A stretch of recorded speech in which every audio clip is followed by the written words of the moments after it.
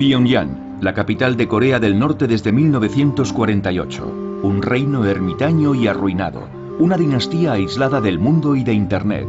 El último bastión comunista, dotado del cuarto mayor ejército del mundo. Los clichés no escasean en esta Corea.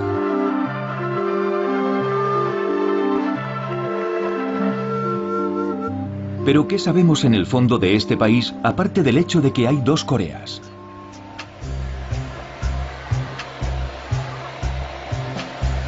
Seúl, la capital de Corea del Sur desde 1948. Una sociedad civil palpitante. Un capitalismo arrollador. La 13ª economía del mundo. Un país donde cada niño tiene su teléfono Samsung y su gorra de béisbol. De nuevo, estereotipos. ¿Cómo contar la historia de Corea cuando hay dos historias? Dos países con nombres diferentes. Dos estados con banderas incompatibles y con sociedades enfrentadas, separadas tras 60 años de conflictos.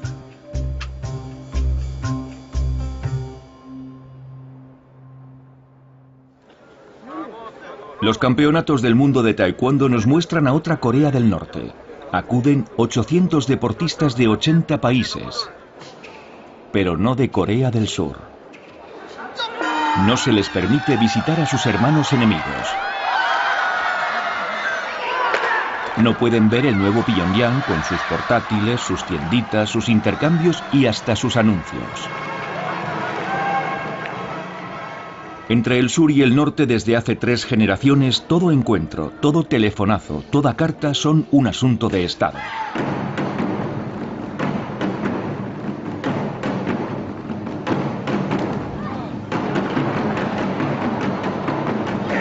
También en Corea del Sur el taekwondo es el deporte nacional, igual que el fútbol en Brasil. Vienen atletas de todo el mundo, salvo de Corea del Norte.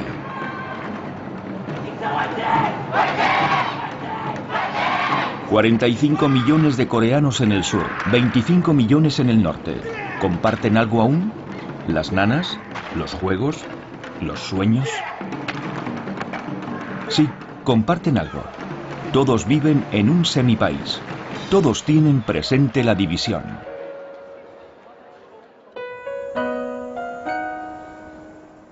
Desde 1945, la ultramilitarizada zona desmilitarizada, la DMZ, separa a la nación coreana como una inmensa herida de guerra.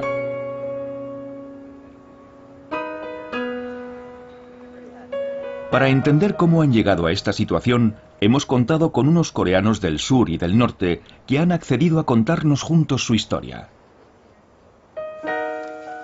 Lo hacen por primera vez en esta película. Por culpa de la DMZ, la mayoría de ellos no ha podido verse antes. Corea, ¿la reunificación imposible? Primera parte, hermanos enemigos.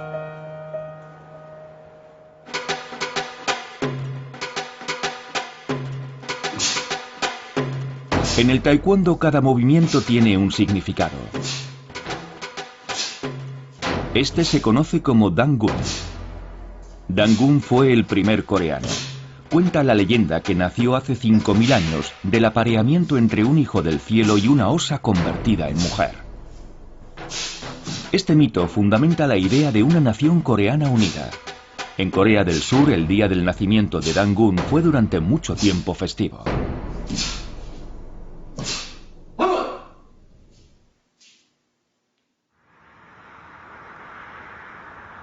Corea del Norte, llanura de Pyongyang.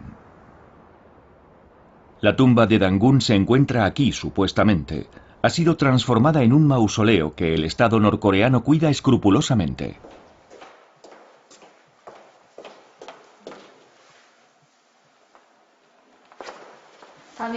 Aquí tenemos la caja que contiene el espíritu de Dangun. Nuestros antepasados han creado una serie de tradiciones en torno a la figura fundadora de Dangun. Todos los visitantes que vienen aquí se dan cuenta de que somos un mismo pueblo, que desciende de Dangun y que ha de reunificarse. Hablamos el mismo idioma, habitamos el mismo territorio, son cosas que dan que pensar.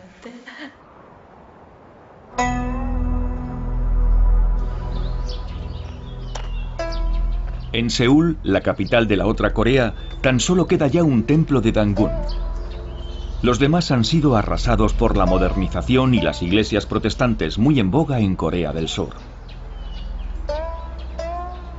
Fue a finales del siglo XIX cuando Dangun se convirtió realmente en el símbolo de la identidad nacional. En aquel entonces, Corea todavía unida se enfrentaba a la incursión masiva de las potencias imperialistas, los estadounidenses, los rusos, los chinos, los europeos y los japoneses. Por lo que respecta a Rusia y China, necesitaban a Corea para tener acceso al mar. Por su parte, los estados marítimos como Japón y Estados Unidos necesitaban una cabeza de puente para su avance en el continente chino. En definitiva, se puede decir que Corea ha sido históricamente un nudo estratégico para esas dos potencias continentales y para esas dos potencias navales. Corea es una península del tamaño de Gran Bretaña. El norte, separado de China y Rusia por los ríos Yalu y Tumen, es muy montañoso. El sur hace las veces de granero de arroz. Pero los coreanos se ven ante todo como víctimas de su geografía.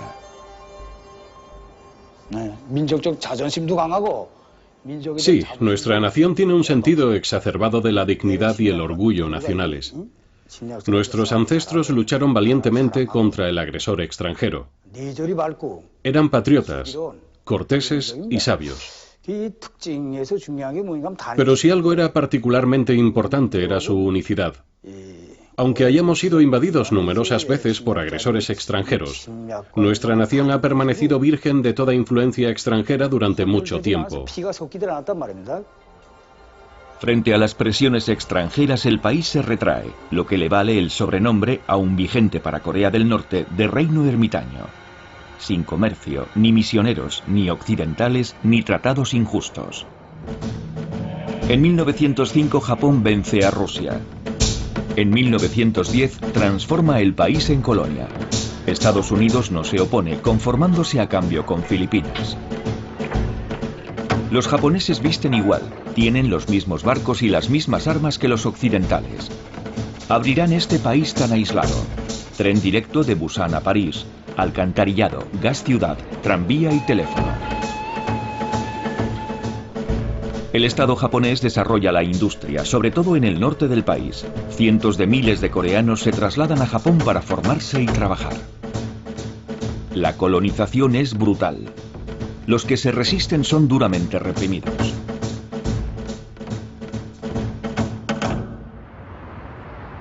El ayuntamiento de Seúl es uno de los principales vestigios de la ocupación japonesa.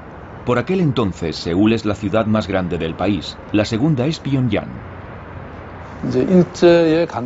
Bajo la colonización japonesa, Seúl se modernizó por la fuerza.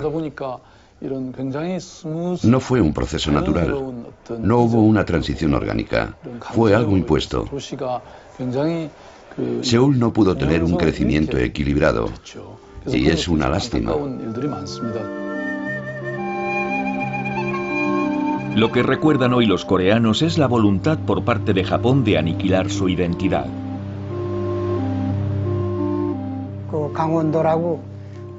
Yo fui a la escuela primaria en una aldea montañosa de la provincia de Gangwon, que se encuentra en la costa este.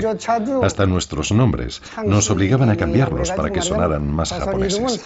Nos hacían usar nombres japoneses en vez de nuestros nombres coreanos. Y a los que no lo hacían, como era mi caso, les pegaban los profesores todos los días. A los coreanos nos gusta ir de blanco. Forma parte de nuestra tradición. Pues bien, cuando veían a un coreano vestido de blanco, los policías le tiraban tinta. Menos mal que han desaparecido esas cosas. Lo cierto es que los colonizadores japoneses intentaron arrebatar su identidad nacional a los coreanos.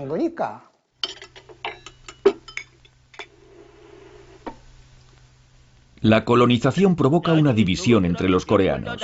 El Japón colonial busca la complicidad de los grandes terratenientes. En reacción contra ello, otros coreanos se rebelan. Así lo muestra el primer largometraje de ficción norcoreano de la posguerra. Es un caldo de cultivo revolucionario.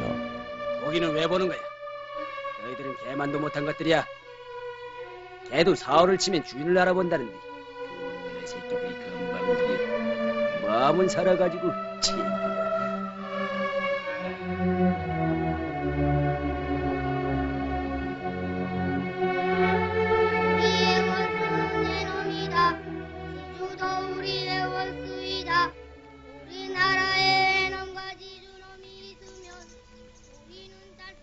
Por un lado estaban los coreanos alistados voluntariamente o por la fuerza en la política y el ejército japoneses, y por otro lado los coreanos guerrilleros que luchaban contra ellos en la frontera entre China y Corea.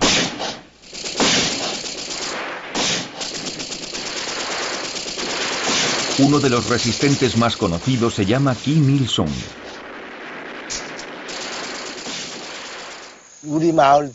Me sentaba en el suelo y escuchaba las historias que contaban los adultos a los niños, que hablaban de los resistentes antijaponeses escondidos en las montañas, cerca de nuestra aldea. Era la época de la batalla de Bochembo, la ofensiva de Bochembo liderada por Kim Il-sung en 1936. Por aquel entonces yo tenía 6 años, era la primera vez que oí hablar de Kim Il-sung. El futuro padre fundador de Corea del Norte, Kim Il-sung, nace cerca de Pyongyang. Es nieto de campesinos. En 1920 su padre, nacionalista y cristiano, huye a China. Kim Il-sung milita allí con la izquierda nacionalista coreana y se afilia al Partido Comunista Chino, antes de convertirse en uno de los jefes de la resistencia antijaponesa en Manchuria. Su casa natal se ha convertido en un lugar de peregrinación. Su vida es una asignatura obligatoria para todos los niños norcoreanos. El de la foto del centro es el camarada Kim Il-sung a los 14 años, cuando se marchó de aquí para liberar nuestro país. A su lado están su padre Kim Chung-jin y su madre Kam Ban-sok.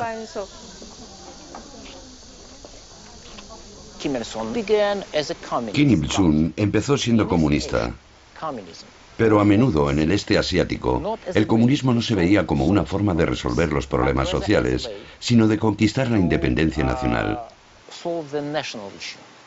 La idea era crear un Estado fuerte, poderoso, no tener que depender de nadie.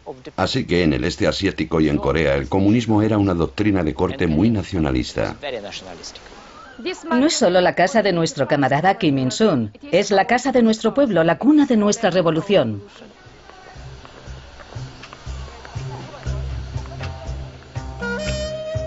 En esa misma época, en otra aldea, nace el que a su vez moldeará en gran medida Corea del Sur, Park Chung-gi, el futuro padre del auge económico.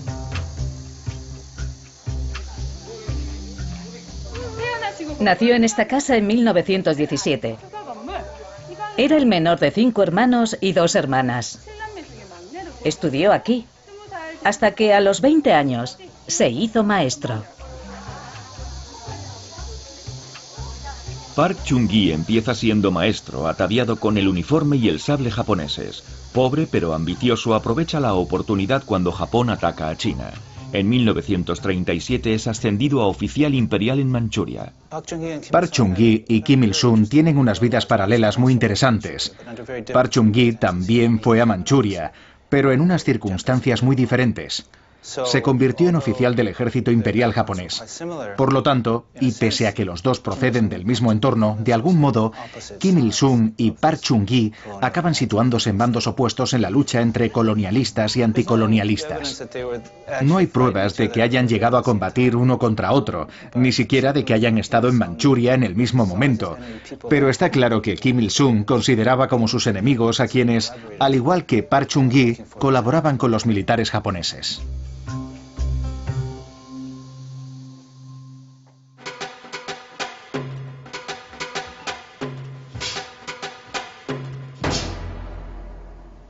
Este movimiento se conoce como Sam-il y celebra el inicio de la sangrienta lucha de los coreanos por su independencia.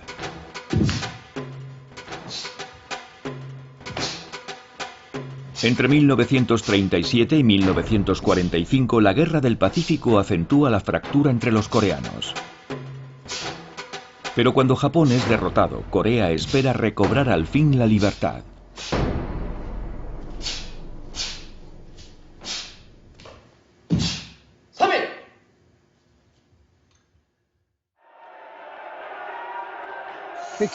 Cuando me apeé del tren en la plaza de la estación, un señor sacó algo de debajo de la chaqueta y gritó: ¡Viva la Corea independiente! Luego me fijé mejor en lo que era y vi que era una bandera coreana. Era la primera vez que veía la bandera coreana. Tras la liberación del país, todo el mundo estaba muy exaltado. Pero la verdad es que no sabíamos qué hacer aparte de gritar: ¡Hurra! ¡Viva la Corea independiente! El resto es historia. La desdichada historia de Corea. En 1943, en la Conferencia del Cairo y posteriormente en 1945 en la de Yalta, los aliados pactan autorizar la independencia de Corea a su debido tiempo. Mientras tanto, el país será puesto bajo tutela estadounidense y soviética. A raíz del hundimiento de Japón, las tropas soviéticas llegan por el norte. Tal y como habían acordado, dejan que los estadounidenses ocupen la mitad sur del país. Dos diplomáticos estadounidenses trazan apresuradamente una línea de demarcación entre el norte y el sur, siguiendo el paralelo 38 para incluir Seúl en zona estadounidense. Alemania acabó dividida en dos, porque había comenzado una guerra agresiva y la había perdido. En nuestro caso, la división nos fue impuesta por unas potencias extranjeras. No fue cosa nuestra. En el sur, un exiliado llamado Syngman Rhee toma el poder con el apoyo de Estados Unidos. Juntos se proponen aplastar a los comités populares que han ido emergiendo por todo el sur, aunque para ello tengan que rehabilitar en el ejército y la policía a los antiguos colaboracionistas pro-japoneses. Entre 1945 y 1948, las organizaciones sindicales se enfrentaron al gobierno militar estadounidense. Los agricultores se sublevaron contra la presencia estadounidense, que entre otras cosas no logró racionar la comida de forma equitativa ni llevar a cabo una reforma agraria. Existía una oposición abierta y tensa entre la izquierda y la derecha. Luego, naturalmente, el gobierno militar estadounidense intervino y tomó partido por la derecha. La represión se cobrará decenas de miles de víctimas.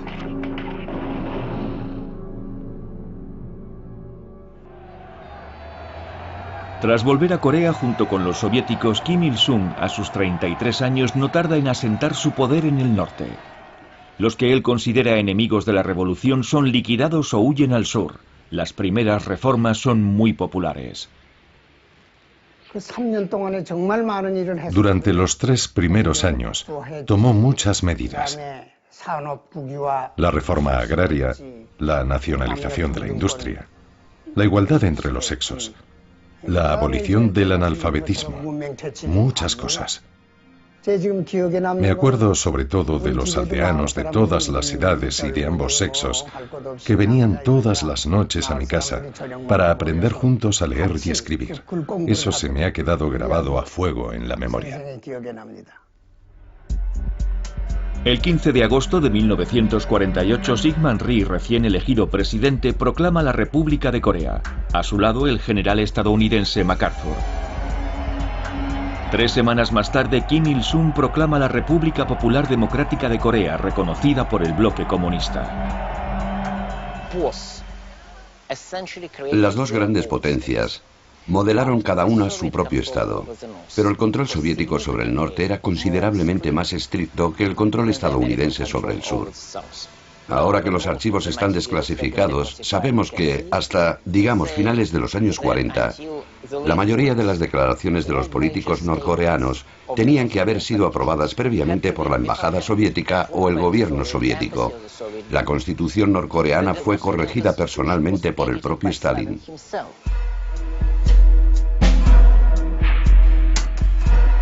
A ambos lados de la frontera, las dos naciones se arman. El paralelo 38 se vuelve cada vez más infranqueable. El telón de acero parte a Europa por la mitad. Aquí la Guerra Fría convierte un mismo país en 2 estados, 2 mundos, 2 visiones radicalmente opuestas y dispuestas a morir con tal de reunificar el país.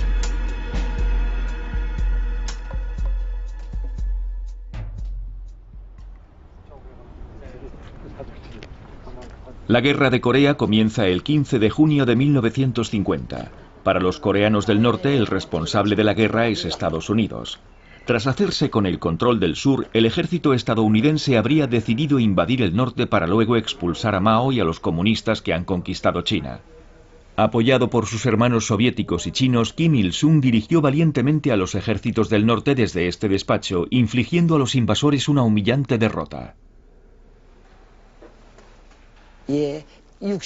He servido durante 63 años en el ejército. Hoy tengo 84 años. La Guerra de Corea fue provocada por los imperialistas estadounidenses, pero nuestro pueblo luchó por la reunificación. Al principio bajamos al sur para liberarlo, para que toda Corea pudiera vivir bajo un mismo techo, como una familia.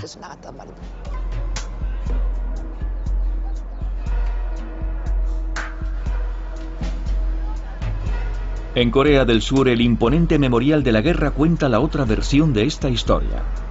El 25 de junio de 1950, tras obtener por fin el permiso de Stalin y Mao, Kim Il-sung ataca al sur para imponer una reunificación por las armas bajo un régimen comunista.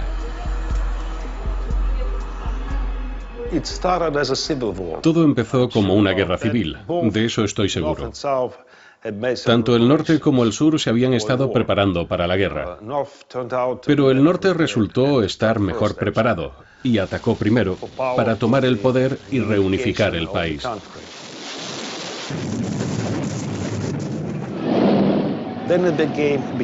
Luego el conflicto se internacionalizó enmarcándose la Guerra Fría, que enfrentaba a la Unión Soviética y a China por un lado y a Estados Unidos y a los occidentales por otro.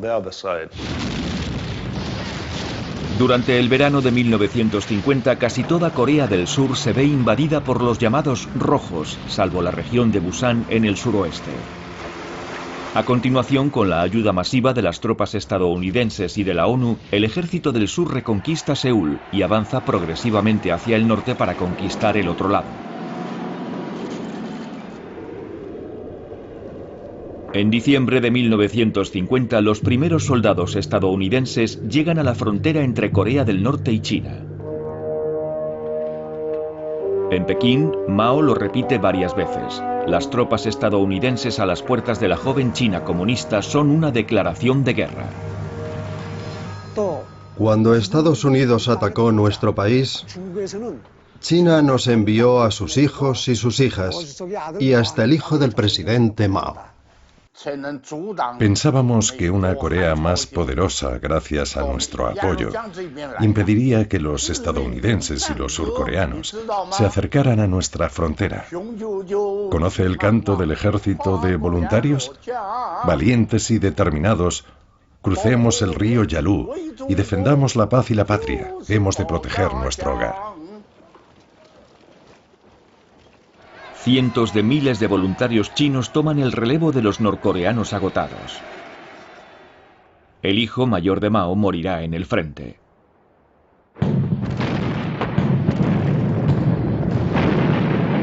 La retirada de los estadounidenses se convierte en una catástrofe.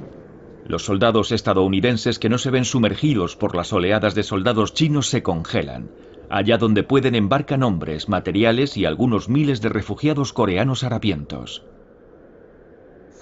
El puerto estaba atestado por la aglomeración de Wonsan y no podía subir todo el mundo a bordo. Yo, como estaba solo, pude subir al barco. Pensé que volvería a casa en una semana. Me llevé solo un libro. No nos íbamos por una cuestión de libertad, era por pura supervivencia. Decían que si nos quedábamos, pronto estaríamos muertos o nos tirarían una bomba atómica. En medio de ese caos aparece por primera vez en Corea el arma nuclear.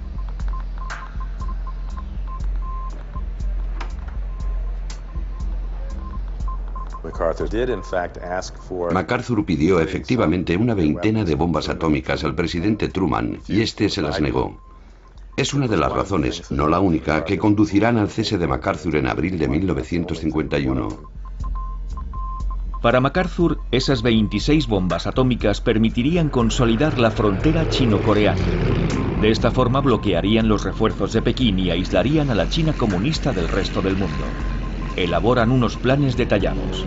Unos bombarderos efectúan maniobras de acercamiento sobre el norte, llegando incluso a soltar unos señuelos para poner a prueba los impactos. Tuvo que ser tremendo ver llegar desde un búnker norcoreano esos bombarderos B-29 procedentes de Japón, sin saber si soltarían una bomba atómica de verdad o una falsa. Para evitar desencadenar una tercera guerra mundial, renuncian a la opción nuclear. En el verano de 1951, el frente se estabiliza más o menos en su punto de partida. La guerra se convierte en una guerra de trincheras. Para doblegar a China y Corea, comienza un bombardeo sistemático del norte. Los archivos oficiales de las Fuerzas Aéreas de Estados Unidos disponen de estadísticas sobre la destrucción del país. Las cifras de destrucción fueron mayores que las sufridas por Japón o Alemania durante la Segunda Guerra Mundial. Los norcoreanos perdieron el control de los cielos y comenzaron a excavar instalaciones subterráneas. Construyeron industrias y escuelas, fábricas y hasta pistas de despegue bajo tierra. No quedaba ya nada en Pyongyang. Era un amasijo de ruinas. No quedaba una sola casa en pie. Todo el mundo vivía semienterrado. Los niños iban al colegio bajo tierra. Y allí fue donde el pueblo coreano comenzó a reconstruir su país bajo tierra. Había brigadas reconstruyendo el ferrocarril y las carreteras. Los coreanos no estaban muertos, estaban bien vivos.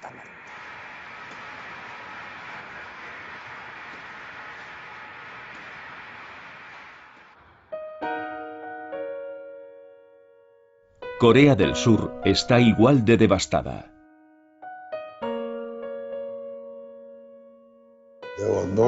Al final no había árboles, no había edificios, no había racionamiento, nada. No se podría hacer nada, porque todo estaba destruido y el pueblo era ignorante. No tenía educación. Cada año en primavera se acababa la comida. Fue un periodo muy difícil. Hoy casi resulta inimaginable. En 1953 muere Stalin. La Guerra Fría relaja el cerco. Corea del Norte, China y en nombre de Corea del Sur y la ONU, Estados Unidos, firman un armisticio que no tratado de paz. Jurídicamente, la guerra aún no ha terminado. La guerra de Corea se cobró entre 3 y 4 millones de muertos. Es una de las guerras más sangrientas de la historia, con sus atrocidades perpetradas en ambos bandos, sus fosas comunes, sus ejecuciones públicas y sus millones de refugiados. Llegué a Busan, en Corea del Sur, pensando que a la semana volvería a casa. Y hace ya 60 años que vivo aquí.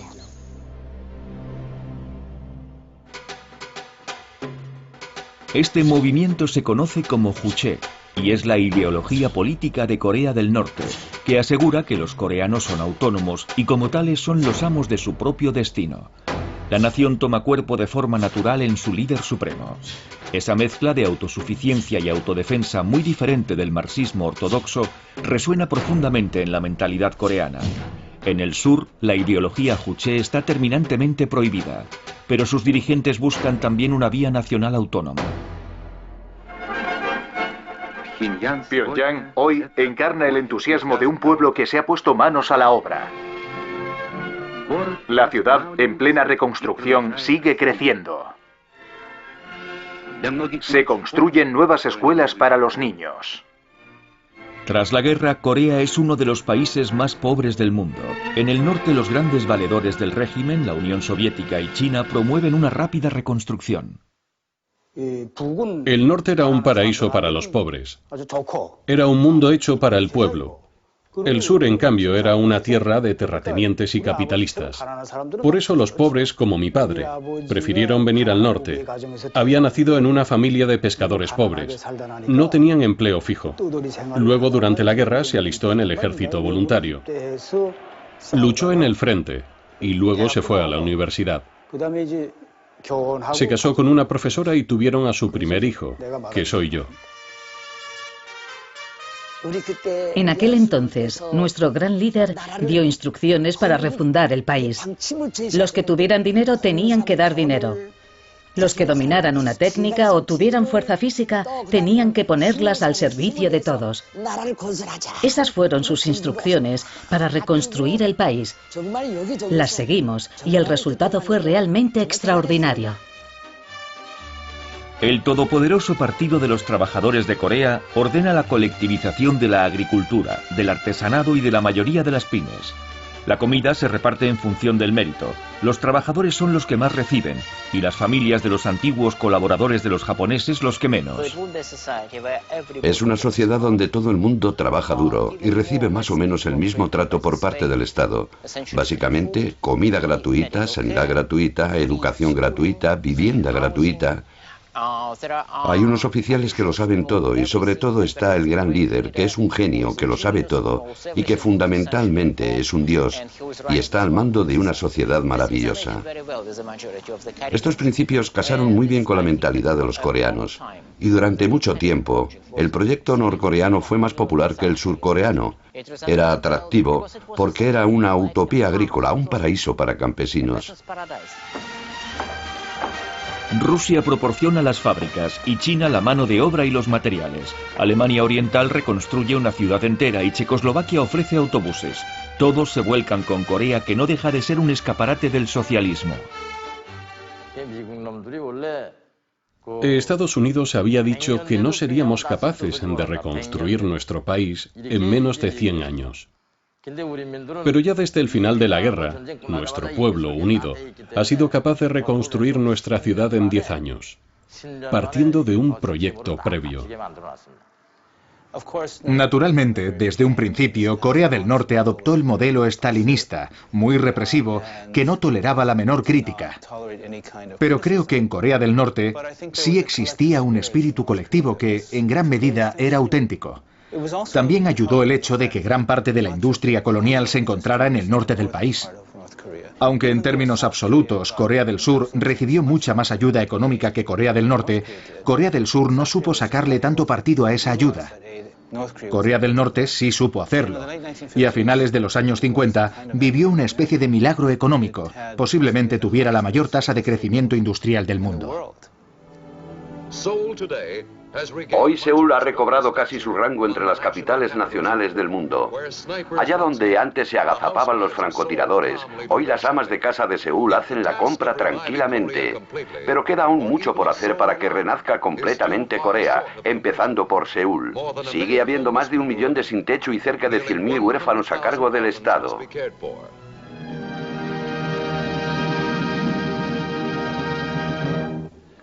Si bien Corea del Sur es un país con el doble de población que el norte, es un territorio agrícola y muy subdesarrollado. El régimen corrupto de Syngman Rhee está fuertemente dividido a nivel interno. El ejército es la única institución que sigue en pie. Recuerdo que me dedicaba a los asuntos de crecimiento económico y Corea pasaba por ser un caso desesperado. No tenían recursos naturales, había una corrupción endémica y lo más irónico es que estaban lastrados por la ética confucionista que enseña que un caballero no debe trabajar, debe vestir de blanco y dejarse crecer las uñas para mostrar su desprecio por el trabajo manual. Esa era la visión del mundo de Corea hace apenas 50 años, así que a Corea del Sur le llevó su tiempo darnos un atisbo de esperanza.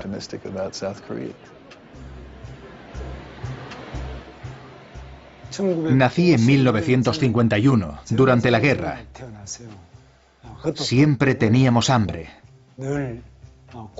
Nos vestíamos con harapos. Siempre estábamos enfermos. Y cuando nos poníamos enfermos, no teníamos la posibilidad de ir al hospital, porque no había. Además, hacía mucho frío. Mi sueño era que me regalaran al menos un par de calcetines por año nuevo, en invierno, cuando aún hacía mucho frío. Por suerte, hoy tengo muchos calcetines. Devastada por la guerra, Seúl se ve además invadida por los campesinos que huyen de la miseria rural. Las chabolas son legión. Por todas partes se extienden los grandes conjuntos urbanos, símbolo de este nuevo modelo urbano a la occidental. Mientras que en Japón la occidentalización se produjo hace 100 años, de la mano de Inglaterra y Europa, a Corea llegó un poco durante la colonización japonesa, pero sobre todo gracias al ejército estadounidense. Es lo que llamábamos cultura GI.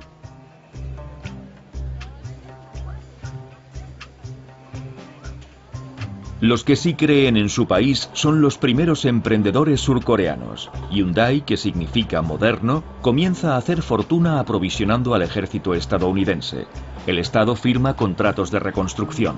La mano de obra de las zonas rurales está dispuesta a trabajar los 7 días de la semana siempre y cuando se le dé de comer.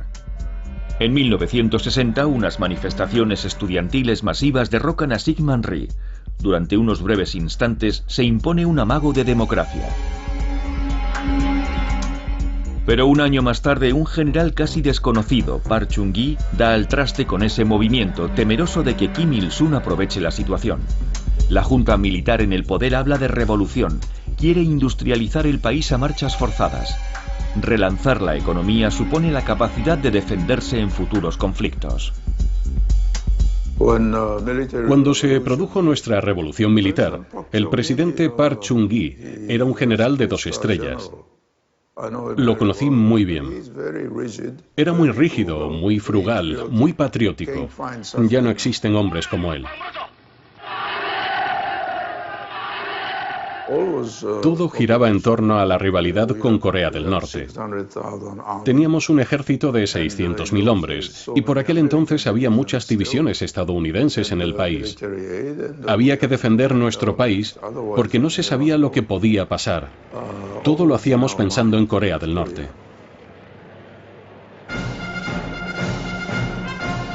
Park se compara con Bismarck, Napoleón o Ataturk. Empieza tranquilizando a Washington, inquieto porque su hermano había sido un insurgente comunista. Envía a millones de mineros y enfermeras a Alemania, de donde traerán divisas al país. Lanza un plan quinquenal, industrias pesadas y exportaciones de todo tipo. Grandes grupos multifunciones como Hyundai, Samsung o Daewoo reciben ayudas a cambio de observar las exigencias del Estado. Necesitábamos inversiones para desarrollar nuestra economía. Lo que hizo Park Chung-hee fue normalizar las relaciones con Japón, lo que le permitió recibir $300 millones en concepto de reparaciones de guerra, y un préstamo de 200 millones que usó para financiar proyectos como la construcción de autopistas y barcos. Gracias a esas ayudas, la industria pudo despegar. A partir de 1965, Park envía a 2 de sus mejores divisiones para apoyar a Estados Unidos en Vietnam. Sus sueldos sirven al Estado en sus proyectos de desarrollo. Ello también permite garantizar el apoyo de Washington en la zona desmilitarizada.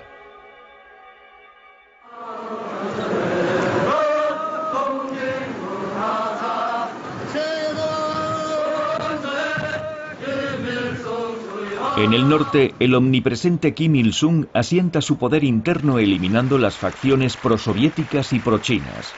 Su objetivo es no depender más de sus grandes vecinos. Lo mejor que pudo pasarle a Kim Il-sung fue la rivalidad entre China y la Unión Soviética. Básicamente le permitió obtener financiación de ambas partes en recompensa por su neutralidad. Fue una gran estrategia. Era un maestro de la manipulación. Y yo diría que tuvo mucho éxito. Esa voluntad tan feroz de autonomía lo convierte en un héroe de los países no alineados, como Indonesia, Yugoslavia, Madagascar o Camboya, cuyo rey pasará incluso 2 años en el exilio en Pyongyang.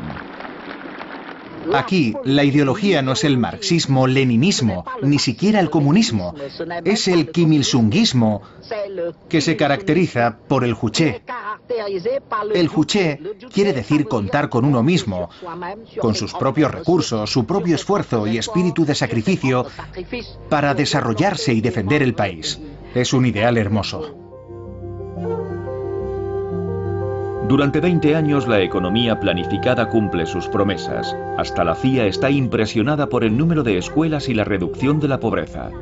Las abundantes materias primas, hierro y carbón en particular, se exportan a Japón y Europa, pero el sistema enferma poco a poco. Oficialmente el embargo estadounidense es el culpable de todos los problemas, pero el gasto improductivo y la deforestación de las zonas rurales, que provoca la erosión de las tierras, marcan también los límites de este sistema monolítico y ultracentralizado. En su día hablé con una serie de jóvenes de la nomenclatura. Cargos intermedios, diría yo. Tenían una visión muy maniquea de las cosas. Estas eran las cualidades más apreciadas en el sistema de Corea del Norte. Rehusar todo compromiso con el enemigo, estar dispuestos a sacrificarse, oponerse terminantemente a todo punto de vista diferente, no dudar en nada, ser obediente. Esas eran las virtudes que le permitían a uno trepar por la escala social.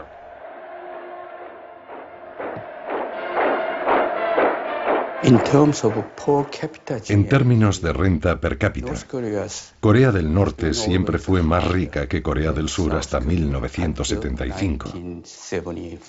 En 1975, tanto Corea del Norte como Corea del Sur alcanzamos la misma renta per cápita de unos $500. Por aquel entonces era una fortuna en Corea. Por aquel entonces Corea del Sur se abre al resto del mundo. A raíz del primer choque petrolero, los grandes grupos industriales se lanzan a la exportación masiva de acero, barcos y coches, así como de mano de obra dócil y cualificada. Hyundai envía a 160.000 trabajadores a Oriente Próximo. Su labor le reporta hasta $10 millones al año. Las tasas de crecimiento se disparan. Este se convertirá en el modelo coreano del sur esta vez.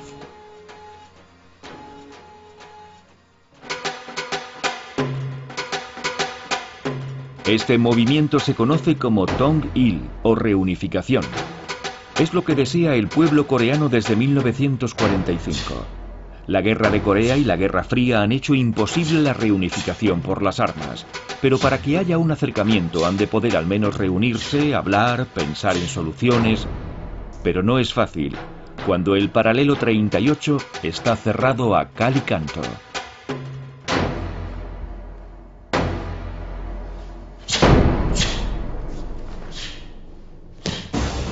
Entre 1953 y finales de los años 60, el conflicto en Corea amenaza con resucitar en todo momento. Abundan las escaramuzas, hay espías en todas partes.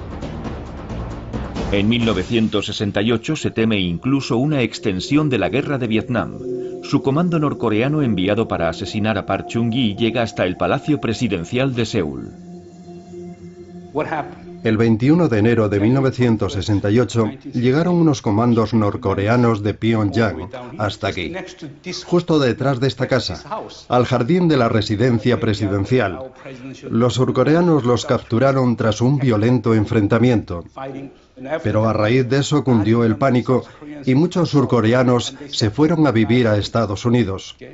Otros empezaron a acumular fideos y toda clase de provisiones por miedo a otra guerra. Sin duda, la inseguridad era inseparable del modo de vida coreano en los años 70.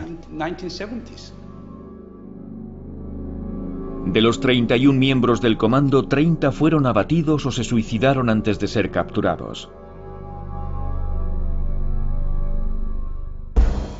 2 días más tarde, el barco espía estadounidense Pueblo es interceptado por la flota norcoreana. Una captura humillante que para Corea del Norte será la gran proeza de la Guerra Fría. Los estadounidenses estaban tratando de ocupar nuevamente nuestro país y por ello habían enviado un barco espía, el Pueblo, pero fue capturado por nuestra heroica marina. Al cabo de un año liberamos a la tripulación del barco, lo que significa que el asunto del barco Pueblo estuvo en el corazón de la actualidad durante todo ese año. Era mi primer año de servicio militar. Todas estas escenas fueron filmadas en aquella época. Se encuentran en nuestros archivos. Entre los soldados a los que liberaron había uno que temía que los volvieran a detener. No paraba de mirar hacia atrás y todo el mundo se reía de él. La liberación tuvo muchas escenas de este tipo.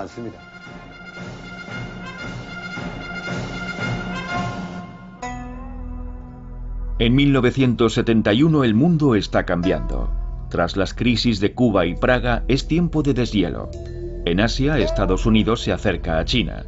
El presidente Nixon, valedor de Corea del Sur, se reúne con Mao, aliado de Corea del Norte. Temeroso de sucumbir a ese acercamiento, Park Chung-hee decide enviar al jefe de la KCIA, los temibles servicios secretos surcoreanos, para que se reúna con Kim Il-sung. Kim Il-sung, a su vez, envía a su propio hermano a Seúl. Los contactos serán ultrasecretos, hasta una gran rueda de prensa que sorprenderá al mundo entero. Declaración conjunta de Corea del Sur y del Norte. En primer lugar, la reunificación se debe emprender de forma autónoma, sin depender de ninguna potencia extranjera ni de su intervención. En segundo lugar, la reunificación no debe llevarse a cabo por las armas, enfrentándonos unos a otros, sino de forma pacífica.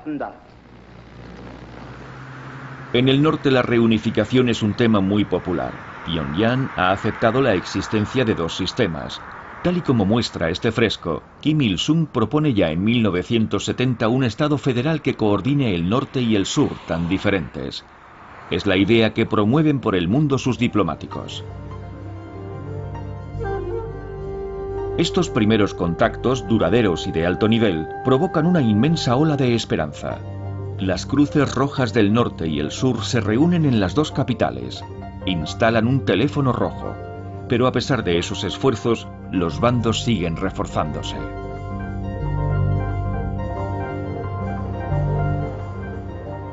En 1973, la CIA nombra un nuevo jefe de estación en Seúl. Su contacto local era el brazo derecho de Park Chung-hee, el propio Lee Ju-rak. Le llamé y le pregunté qué sentía uno al sentarse delante de su enemigo jurado. Y me dijo, es un hombre muy fuerte, un tipo de armas tomar. Se mostró muy positivo. Lee Ju-rak vio como algo positivo el control que ejercía sobre su pueblo Kim Il-sung. Volvió a reunirse con Park Chung-hee y le dijo, si queremos hablar con ellos en igualdad, vamos a tener que imponer un control similar aquí. Lee Ju-rak sacó la peor conclusión posible de su reunión con Kim Il-sung. Park Chung-hee aprovecha para promulgar una nueva constitución hecha a su medida. Se declara presidente vitalicio y refuerza la represión. En aquellos años, entre 1970 y 1971, fui arrestado por la policía. Me encerraron en un correccional de menores. Personalmente, he conocido todas las cámaras de tortura habidas y por haber. Las del ejército, las de los servicios secretos, las del Servicio de Inteligencia Nacional de Corea del Sur, las de la policía e incluso una cámara secreta de tortura. El objetivo más célebre del régimen es Kim Dae-jung. Este popular opositor de izquierdas ha estado a punto de ganar las anteriores elecciones en las que competía contra Park Chung-hee. Kim Dae-jung sobrevivirá a numerosos intentos de asesinato y se convertirá en un gran hombre de Estado. Pero la violenta realidad de la península no tarda en aniquilar el sueño de un rápido acercamiento. En 1974, durante un discurso de Park, un individuo trata de asesinar al presidente. Su guardaespaldas responde abriendo fuego. La esposa de Park muere alcanzada por una bala perdida. El sur acusa al norte de estar detrás de esa muerte. El miedo vuelve a instalarse.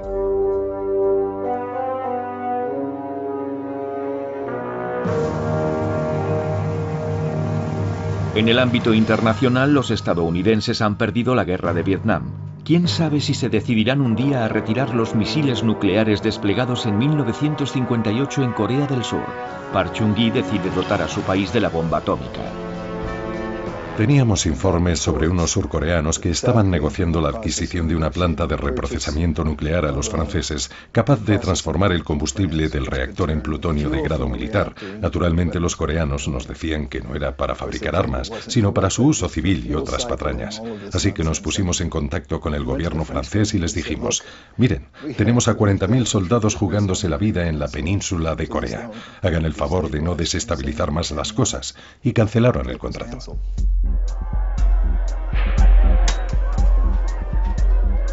Park Chung-hee será asesinado a su vez a manos del jefe de sus servicios secretos, nada menos. Se desconocen sus motivos. La muchedumbre llora a quien la ayudara a salir de la miseria.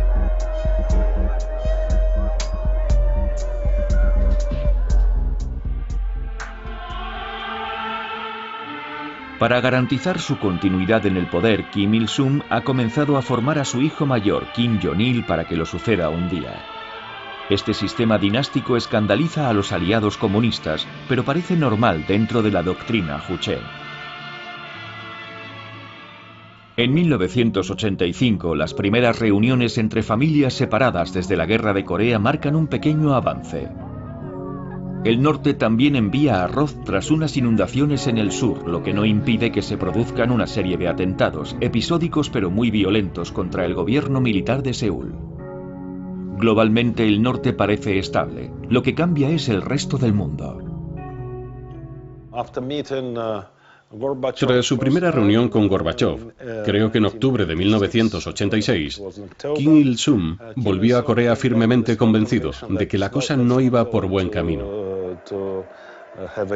Se sentía solo y tenía la suficiente experiencia como para entender que no habría nadie para defenderlo una vez cambiase el sistema socialista.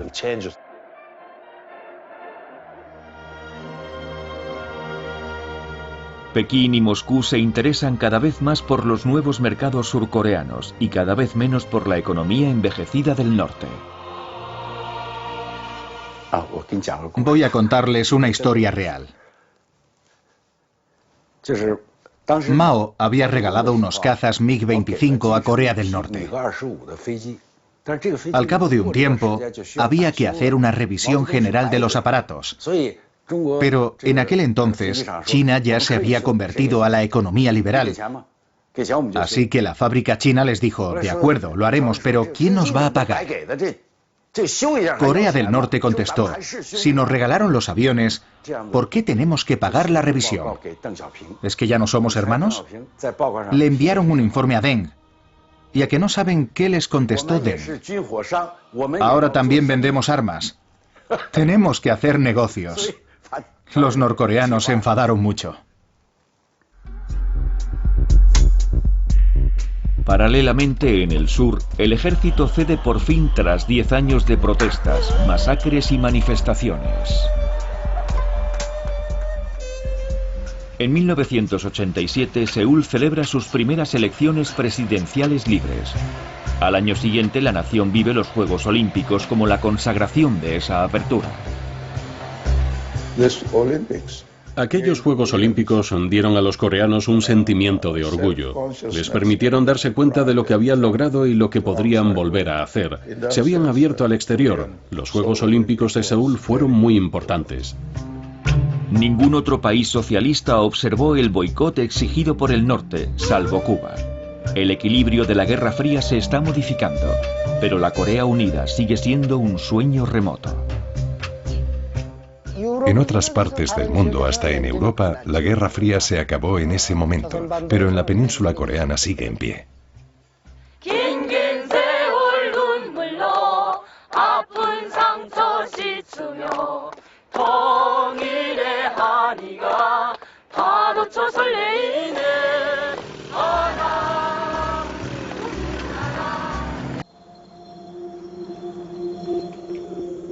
Para los coreanos, Corea es una por su geografía, por su pueblo, por su idioma y por su cultura. Tras ser colonizada por Japón en 1945, Corea se ve dividida en dos zonas de ocupación, una estadounidense en el sur y una soviética en el norte.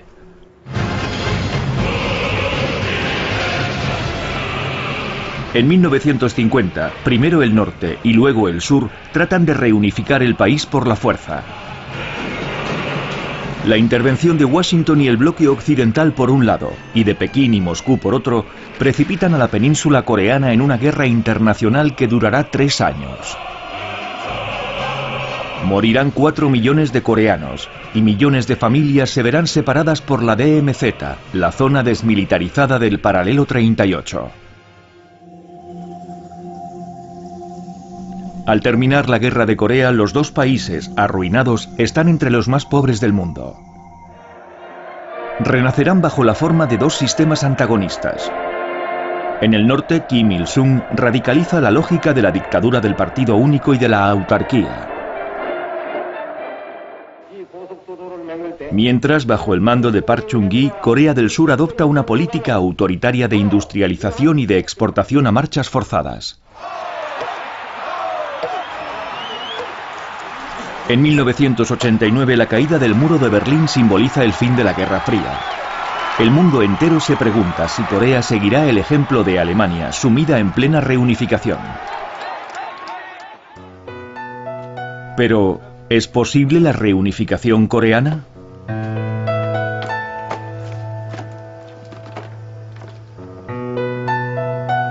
Entre el sur y el norte, la zona desmilitarizada se alza como un muro militar e ideológico, erigido hace ya 3 generaciones. Un muro del que nadie sabe si se vendrá abajo algún día. Por primera vez en esta película, coreanos del sur y del norte han accedido a contarnos juntos su historia. A causa de su división, la mayoría no han podido verse nunca.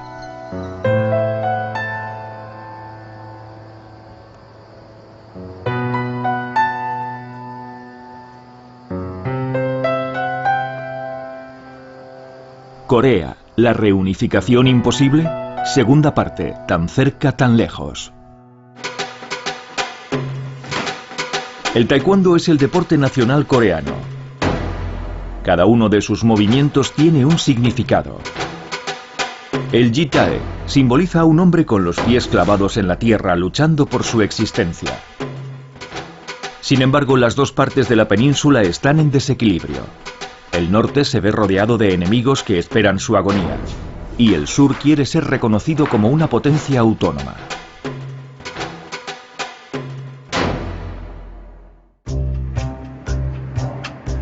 Tras el fin de la Guerra Fría, el enfrentamiento entre el oeste y el este se atenúa. ¿Triunfará la globalización liberal? Corea del Sur se siente en sincronía con esa evolución. Ha conseguido deshacerse de sus regímenes militares para dar paso a una joven democracia. Su éxito económico se ha convertido en una fuente de orgullo y una seña de identidad. Una serie de empresas hasta ahora desconocidas como LG, Samsung, Hyundai y Daewoo conquistan los mercados del acero, el automóvil o la electrónica. Todo ello se ha hecho a costa de los derechos de los trabajadores. Pero el tigre asiático ha sabido hacerse un hueco. Queríamos vivir mejor, dejar de ser una colonia, no ser tan pobres como para morirnos de hambre. Teníamos la mentalidad de un pueblo famélico. Por eso pudimos llevar a cabo tan rápido nuestro milagro económico. Seúl quiere convertirse en un miembro de pleno derecho de la comunidad internacional.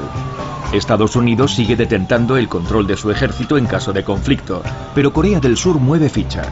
Desea que las dos Coreas se adhieran a la ONU por separado. Aprovechando los vínculos creados durante los recientes Juegos Olímpicos de Seúl, convence a China, ávida de nuevos mercados, y a Rusia en plena perestroika. Los convencimos de que había que aceptar la fría realidad. Corea estaba dividida en dos partes y había dos gobiernos y dos países. Si queríamos reunificar el país, teníamos que reconciliarnos y cooperar, y tarde o temprano lo conseguiríamos. La Rusia soviética y China empujaron a Corea del Norte a aceptar la oferta de Corea del Sur. No le quedaba otro remedio. Parece soplar un viento nuevo en la península. Las dos Coreas firman incluso un pacto de no agresión y de reconciliación. Pero vista desde el cielo, la realidad que se perfila es diferente. Mientras el sur es un paradigma de éxito, el norte se sume en una situación catastrófica, sin electricidad, sin recursos y cada vez más sin amigos. En 1991, no solo la Unión Soviética, sino todos los países socialistas de Europa del Este atravesaron grandes tribulaciones.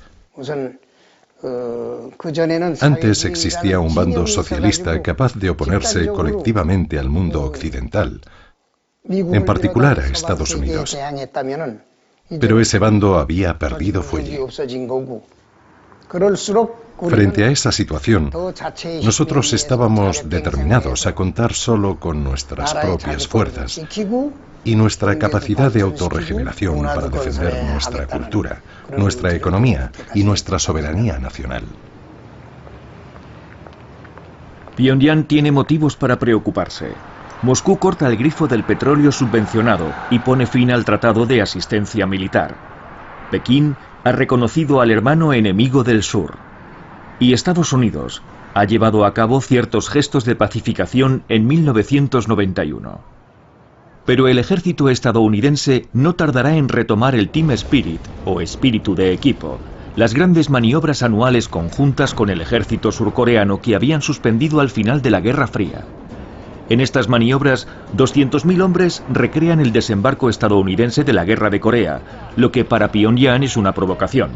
Cuanto mayores son estas maniobras, más violenta es la reacción del norte aún hoy.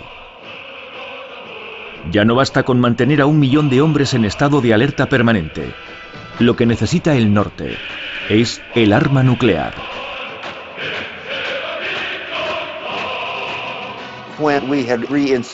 Cuando restablecimos el Team Spirit, creo que en marzo del 93, los norcoreanos reaccionaron saliéndose del NPT, el Tratado de No Proliferación Nuclear, y trataron de dotarse de armamento nuclear.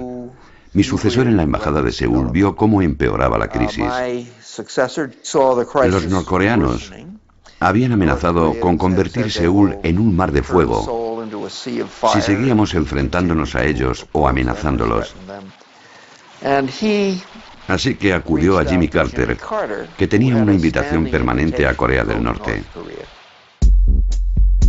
Por primera vez, un expresidente estadounidense cruza la zona desmilitarizada. Como veterano de la Guerra de Corea, Jimmy Carter teme una escalada. Sabe que la administración Clinton contempla atacar el norte.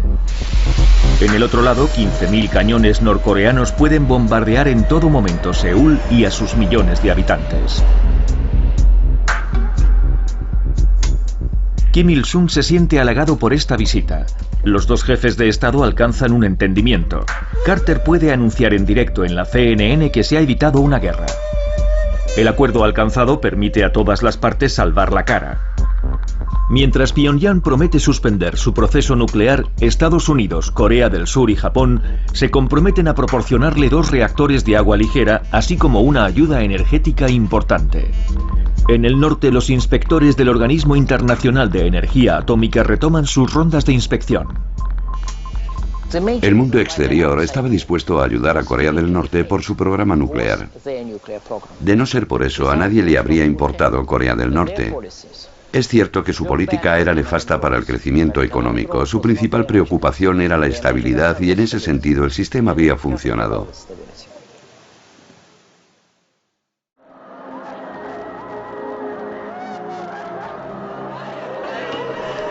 Kim Il-sung, el fundador de Corea del Norte, muere repentinamente. En el extranjero son muchos los observadores que creen que esta vez sí, Corea del Norte se desmoronará.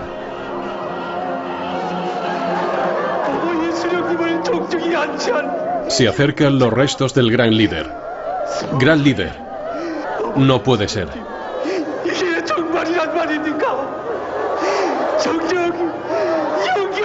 ¿De verdad ha sonado la hora de despedirse para siempre?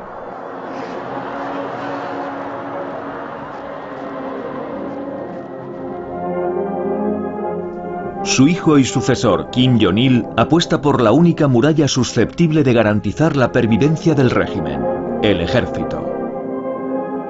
Su nueva política se llamará el Ejército Primero. La prioridad será alimentar y equipar a los soldados. Y es que en esos mismos momentos el país conoce una hambruna terrible.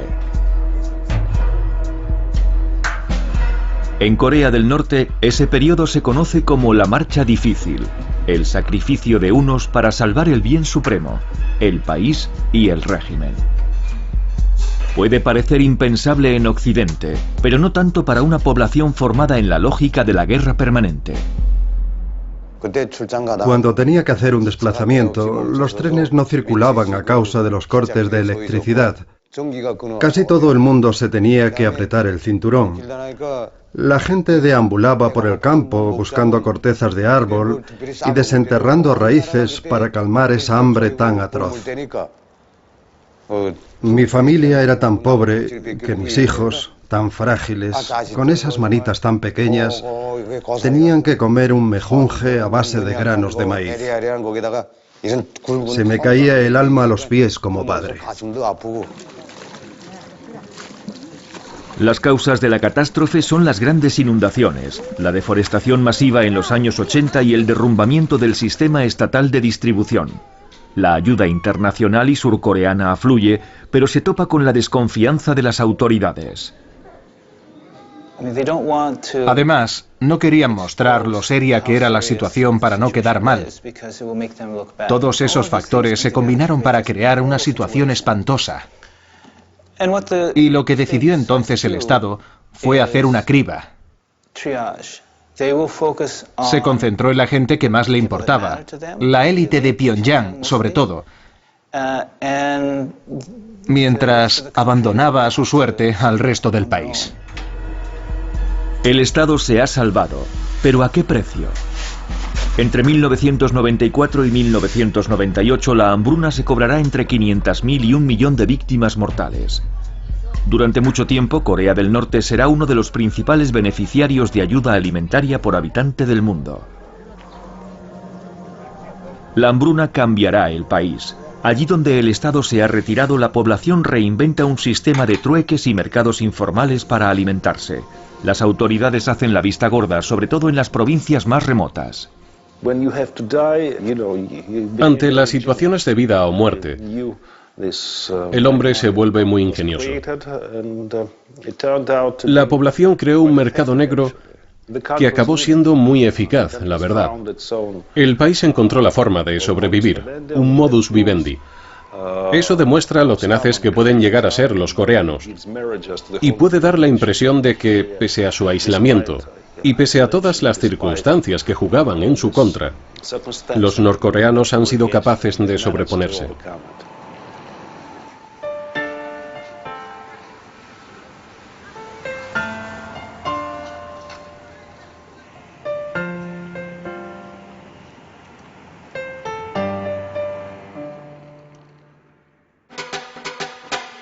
Kumgang significa diamante en coreano. Los montes Kumgang forman parte de esos sitios míticos del norte que los habitantes del sur sueñan con poder ver un día. A finales de la década de 1990, algunos visionarios tratan de instaurar una nueva era de cooperación entre los hermanos enemigos, y de golpe el país entero se atreve a albergar esperanzas. ¿Y si fuera aún posible construir un porvenir común?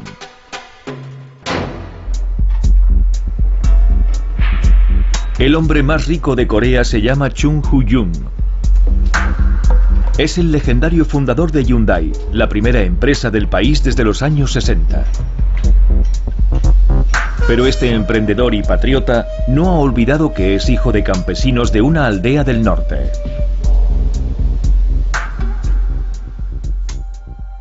En 1998 decide volver a su país natal en plena hambruna para regalarle 1001 vacas.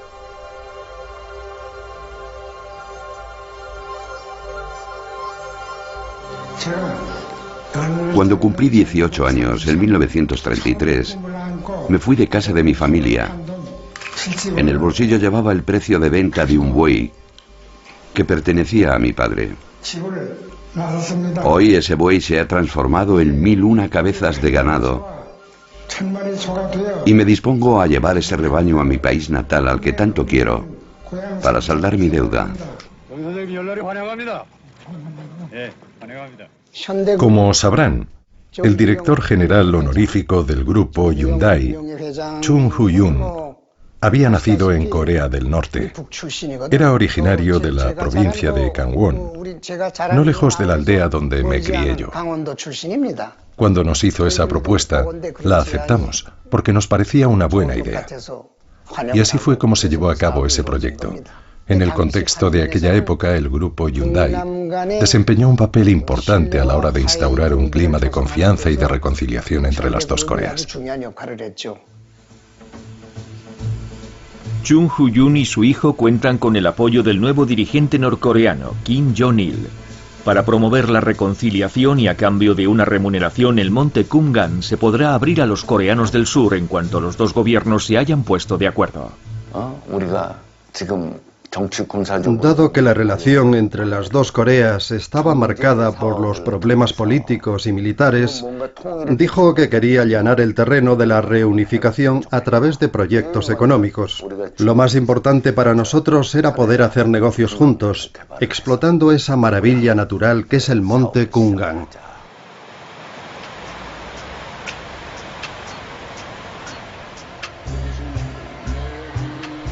Hay otro hombre que defiende esa política de mano tendida, el nuevo presidente surcoreano, Kim Dae-jung.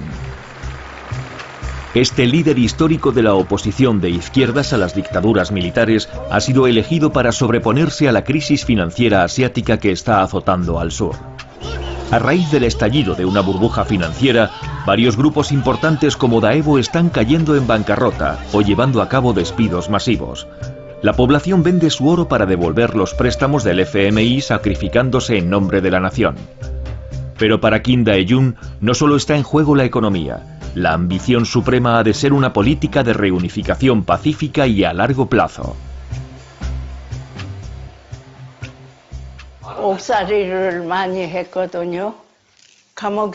Mientras mi marido estaba encarcelado e incomunicado, se dedicó a reflexionar sobre la manera de reunificar el norte y el sur y sobre lo que pasaría después de la reunificación.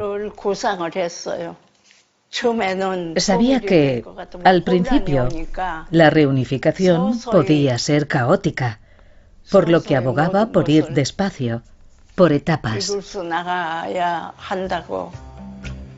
Contrariamente a los conservadores surcoreanos, Kim Dae-jung nunca ha apostado por el derrumbamiento de Corea del Norte y convence a las grandes potencias de la utilidad de ese proceso de paz. Llama a esa nueva diplomacia Sunshine Policy, es decir, política del sol.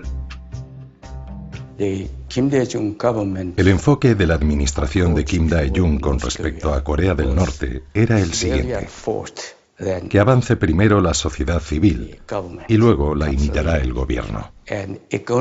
Primero la economía y después la política. Lo más fácil primero y lo más difícil después. Dar primero para recibir después.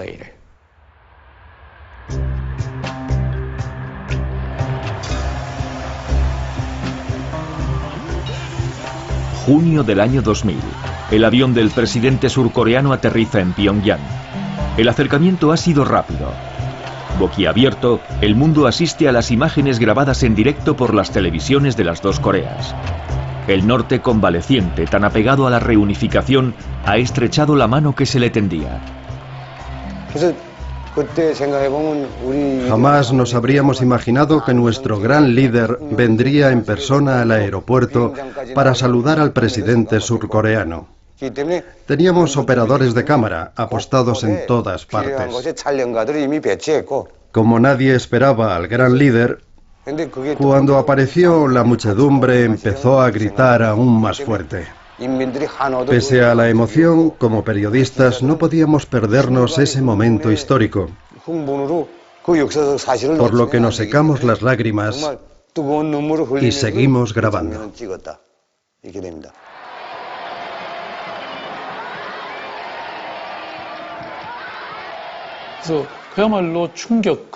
Fue totalmente inesperado, ya que nuestro presidente no solo viajó a esa tierra de demonios, sino que le estrechó la mano a su líder y le dio un abrazo.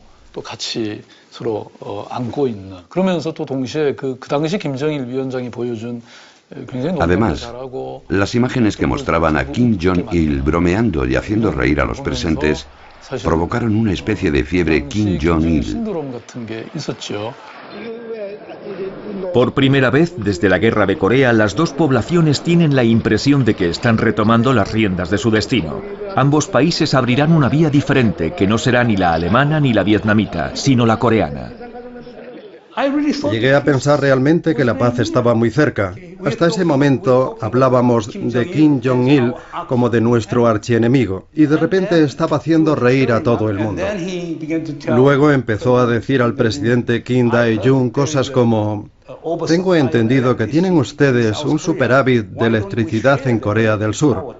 ¿Por qué no comparten esa electricidad con nosotros? No digo que nos la regalen, evidentemente. Se la compramos. Esa clase de cosas. Tras 36 horas de negociación, los dos líderes pactan una declaración. A la vista de las diferencias entre los dos países, el proceso de acercamiento es tan importante como la propia reunificación. Por ese compromiso, Kim Dae-jung recibirá el Premio Nobel de la Paz. En años sucesivos, varias brechas se abrirán en la infranqueable zona desmilitarizada. La gran novedad es la zona turística del monte Kungan, equipada por Hyundai y gestionada por Corea del Norte. Más de 2 millones de visitantes surcoreanos podrán pisar la tierra de sus antepasados por primera vez desde la Guerra de Corea. Las reuniones entre el norte y el sur, sumamente controladas, permiten reducir los miedos y las ideas preconcebidas.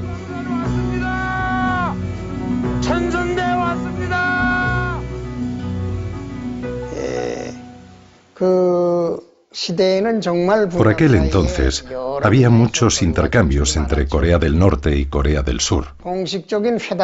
Todos los años organizábamos cerca de 200 reuniones oficiales. Nuestros artistas y deportistas, aunque en menor medida que los representantes surcoreanos, viajaban periódicamente al sur. A través de esos intercambios, el recelo entre el norte y el sur se atenuó en gran medida. Además, nuestro pueblo pudo darse cuenta de que Corea del Sur deseaba fervientemente la reunificación y de que muchos surcoreanos esperaban que se produjera. Otra apertura, en Kaesong, donde se firmará el armisticio de 1953, una zona económica especial común abre sus puertas. Un islote de capitalismo dentro del universo socialista del norte. Los emprendedores de Seúl fantasean ya con la abundante mano de obra barata local.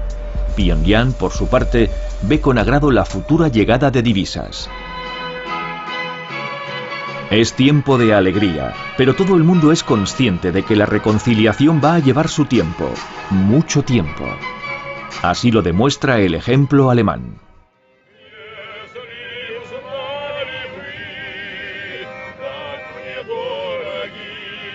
Desde la reunificación alemana, cientos de cargos electos y funcionarios surcoreanos han viajado al país germano para estudiar cómo reunificar dos estados, dos ejércitos, dos sociedades.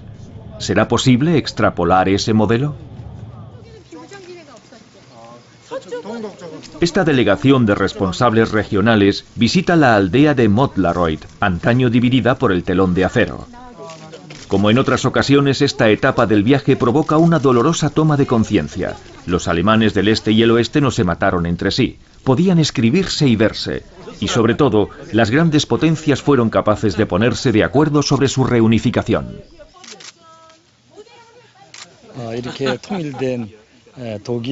Cuando veo a Alemania unida y esta aldea tan apacible, siento mucha envidia.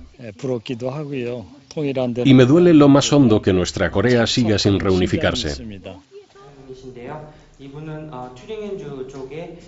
Sin embargo, algunos temen que una reunificación rápida a la alemana sea demasiado costosa para Corea del Sur, más pequeña y menos rica que la antigua Alemania del Oeste. Creo que la reunificación será aún más provechosa para Corea que para Alemania, porque actualmente Corea del Sur es como una isla completamente incomunicada, a causa de las alambradas de la zona desmilitarizada. Si la reunificación se lleva a cabo, podremos atravesar el continente hasta China y hasta Europa, e incluso podremos viajar a Francia en tren o en coche. En definitiva, Corea se convertirá tarde o temprano en un país continental. El norte también ha estudiado el caso alemán.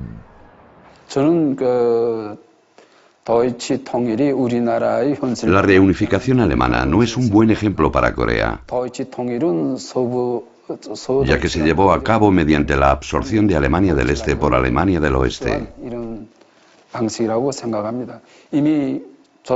En Corea hay dos sistemas muy diferentes y dos ideologías muy diferentes desde hace mucho tiempo. Si una de las dos Coreas quisiera absorber a la otra por la fuerza, esta se sentiría agredida y se rebelaría, y eso podría conducir a una nueva guerra.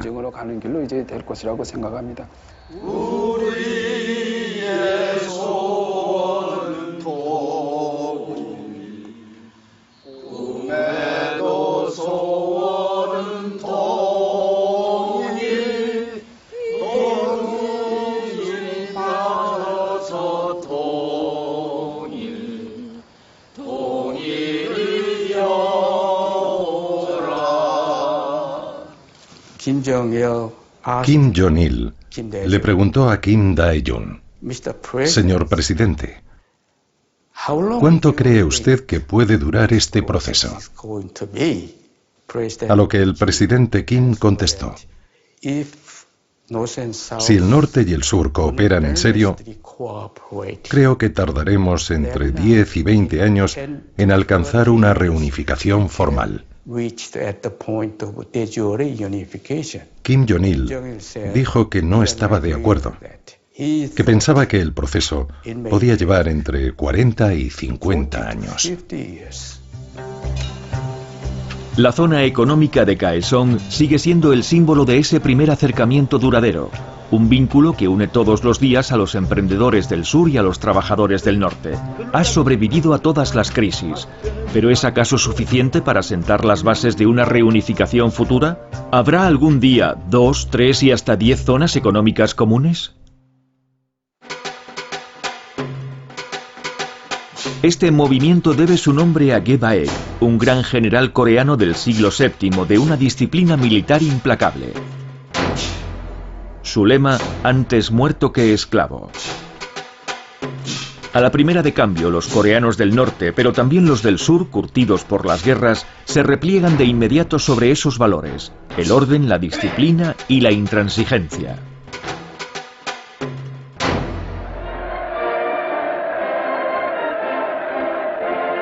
Al comienzo de la política del sol, un misil de prueba norcoreano desencadena una nueva crisis.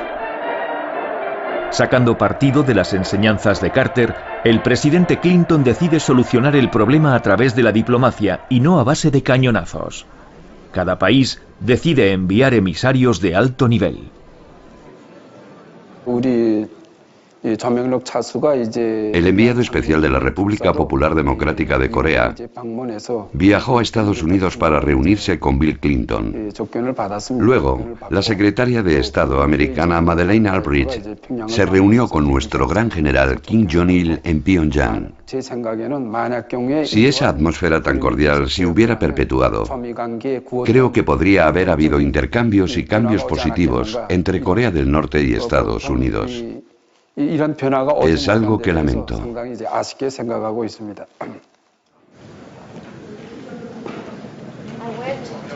Pyongyang está dispuesto incluso a suspender la exportación de sus misiles. Bill Clinton se plantea normalizar las relaciones con Corea del Norte, pero otra guerra se perfila ya en el horizonte.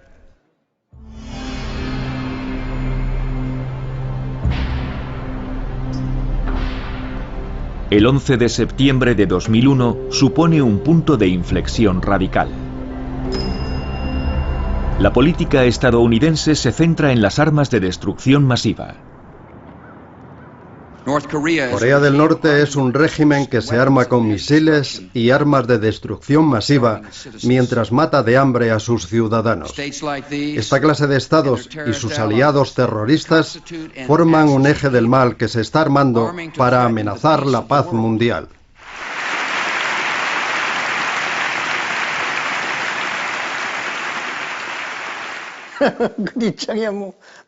¡Qué mala fe! No tengo ni idea de en qué se basaba para hacer esa clase de afirmaciones. Aún hoy me cuesta creer lo que dijo. Era tan innecesario y tan contraproducente. Creo que para los norcoreanos es la raíz de su desconfianza en nosotros. La administración Bush aniquiló años de esfuerzos por el acercamiento entre el norte y el sur. Pyongyang recobra en el acto sus viejos hábitos de fortaleza asediada. La moratoria sobre los misiles norcoreanos cae definitivamente en el olvido. Eje del mal, cambio de régimen y ataque militar preventivo fueron los tres pilares de la doctrina Bush. Hay quien dice que la bomba nuclear de Corea del Norte es la bomba de Bush. Corea del Norte estaba alarmada, por lo que reforzó su preparación militar y empezó, o mejor dicho, retomó su desarrollo nuclear, a la vez como medida disuasoria y como baza de cara a las negociaciones. Los que hacen peligrar la paz y la seguridad en la península coreana y conspiran para hacer que la crisis sea inevitable son los estadounidenses. La muy marcial propaganda norcoreana pasa a menudo desapercibida en el extranjero, pero tanto en la televisión como en las omnipresentes reuniones de educación política, los llamamientos a cerrar filas son claros e inequívocos.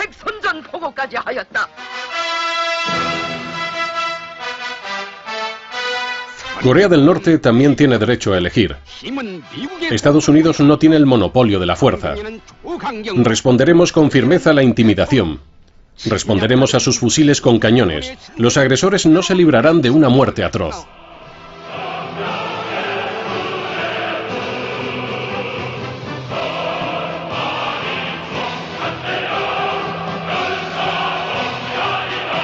Las tímidas reformas económicas emprendidas en aquel periodo son abandonadas. La prioridad pasa a ser la seguridad del país, y más tras otro acontecimiento que marcará a la comunidad internacional, la guerra de Irak, otro miembro del eje del mal, y la caída de Saddam Hussein.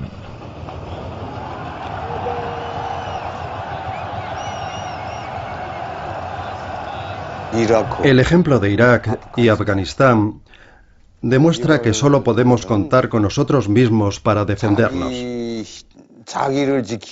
De ahí que tengamos que desarrollar nuestra propia fuerza. Si tomamos el ejemplo de Libia, vemos que los libios renunciaron al arma nuclear a instigación de Estados Unidos y al final terminaron cavando su propia tumba. Todos esos ejemplos reforzaron la idea de que, frente a los imperialistas, la única solución era luchar hasta el final. Las dos Coreas se convierten en rehenes de esa relación de fuerzas. Kim Dae-jung, que ya despertaba críticas en Corea del Sur, es cada vez más víctima de la nueva política estadounidense. Al igual que en el siglo XIX, los coreanos se sienten, como reza una expresión local, como una gamba en medio de ballenas, como un juguete en manos de las grandes potencias. La primera potencia mundial, Estados Unidos, se niega a abandonar sus bases militares en caso de producirse la reunificación, en un momento en el que el centro del mundo se desplaza hacia el Pacífico.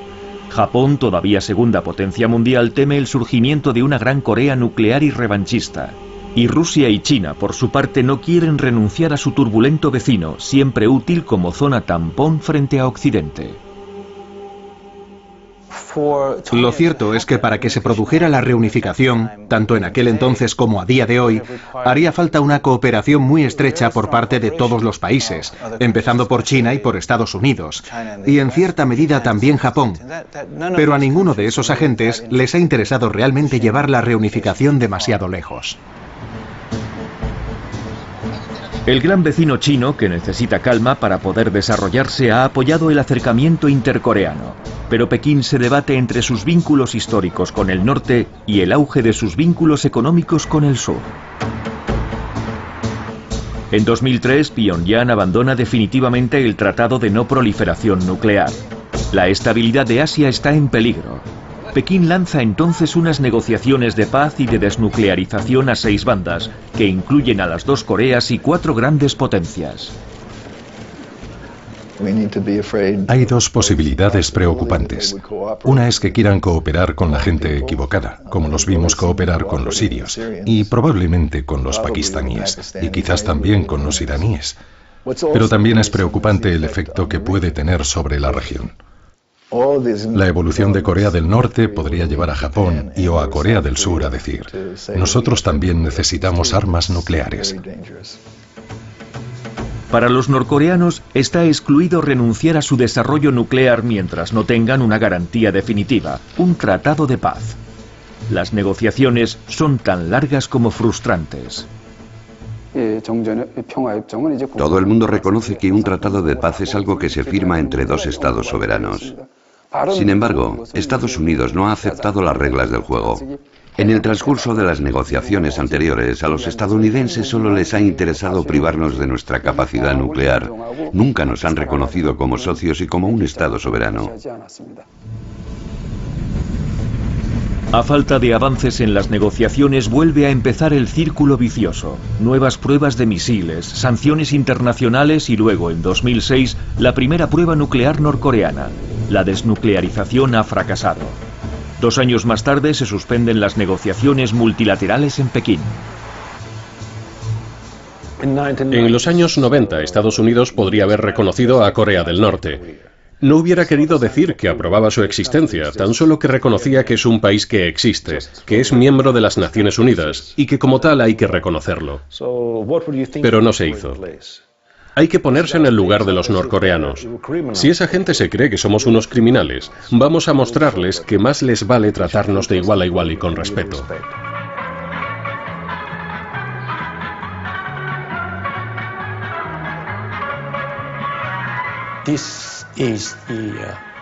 La actitud de Corea del Norte es ambigua. Por un lado piensan que tienen que estar preparados para una invasión militar, y por otro quieren poder negociar con Estados Unidos una coexistencia pacífica. No podemos echar toda la culpa a las grandes potencias. Tenemos que resolver nosotros mismos las diferencias entre el norte y el sur. Podríamos hacerlo si los 2 gobiernos diseñaran una política que fuera en la dirección adecuada.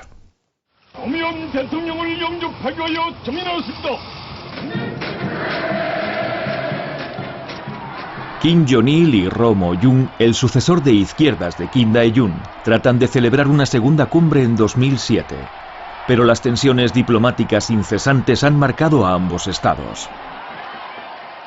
Tras 8 años de diplomacia del Sol, los intercambios entre el norte y el sur no han parado de desarrollarse. Los 2 dirigentes negocian incluso un catálogo de futuros proyectos comunes en los que podrán inspirarse los próximos gobiernos. Pero la euforia de la primera cumbre se ha deshinchado. Kim Jong-il, debilitado físicamente, no viaja a Seúl para una nueva cumbre. Un año más tarde, el expresidente surcoreano se suicida tras verse implicado en un escándalo de corrupción. A consecuencia de la alternancia política, la izquierda pierde el poder en el sur. Los conservadores llevan años criticando las ayudas financieras al norte, pese a ser mucho menos costosas que todo el armamento desplegado en la zona desmilitarizada. El paréntesis de cooperación toca a su fin.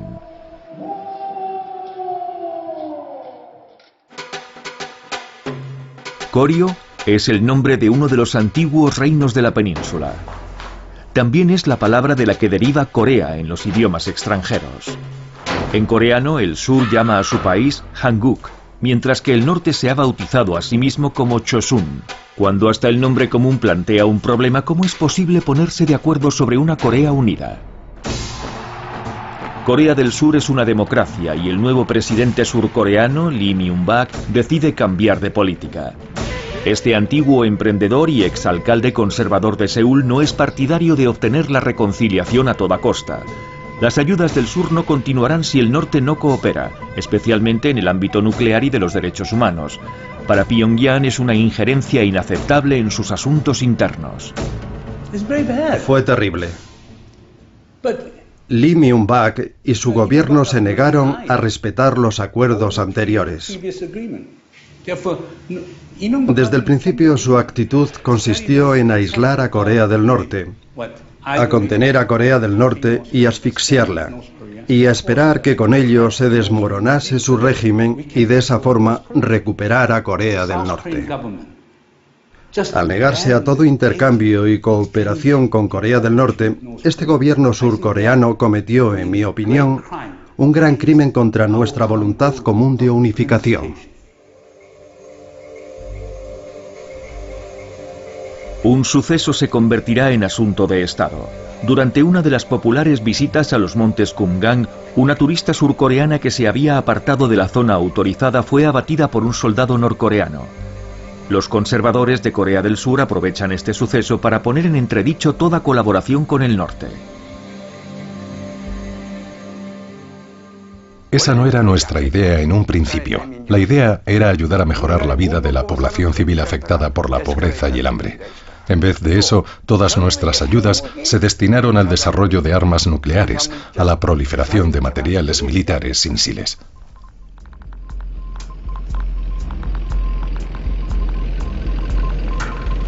Las viejas alianzas de la Guerra Fría parecen estar resucitando.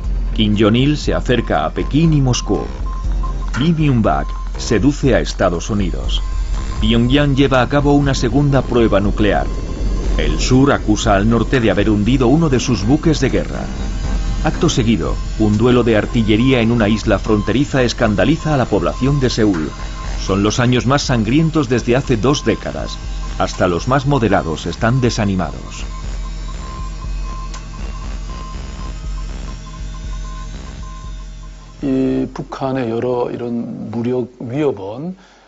Las provocaciones de Corea del Norte ponen en peligro la seguridad de los habitantes de Seúl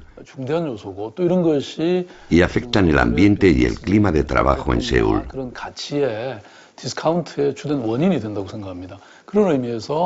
La paz entre Corea del Norte y Corea del Sur es crucial para la seguridad de nuestros conciudadanos.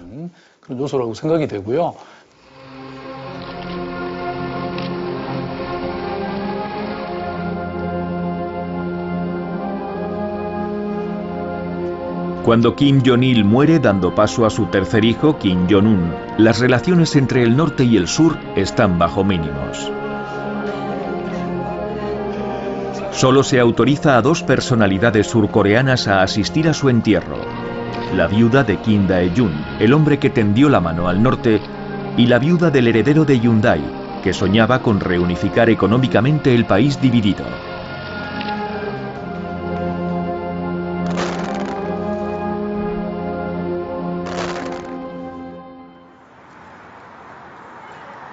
Hoy por hoy, los discursos oficiales, las escuelas y los museos, tanto del sur como del norte, siguen promoviendo la reunificación. Pero a ambos lados del paralelo 38, la evolución social y económica impulsa a las Coreas en direcciones cada vez más opuestas.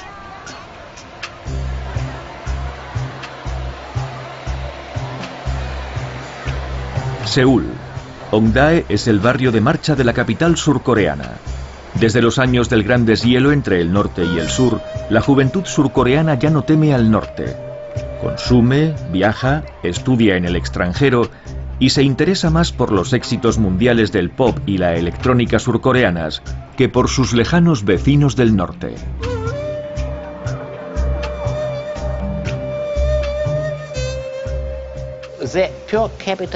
Si comparamos sus rentas per cápita, la diferencia entre el norte y el sur es de 1 a 15, según los más optimistas, y de 1 a 40 si nos fiamos de los más pesimistas. Es con diferencia la mayor brecha de renta entre 2 países que comparten frontera. Y estamos hablando de 2 países que comparten no solo frontera, sino un mismo idioma. También están en juego los cerca de 25.000 refugiados norcoreanos instalados en el sur. La mayoría fueron llegando a partir de los años 90, huyendo clandestinamente de la miseria y la represión en el norte. Pero la hipercompetitiva sociedad del sur se muestra muy impermeable a sus primos del norte, tan cercanos y sin embargo tan diferentes.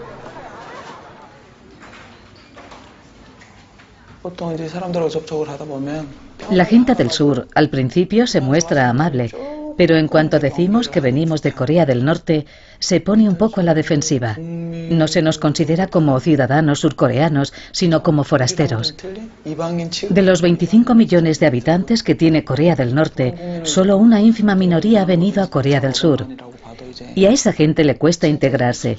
Si Corea del Norte abre un día sus puertas, ya sea por la reunificación o por una flexibilización de los intercambios, ¿cómo hará Corea del Sur para acoger al resto de la población norcoreana?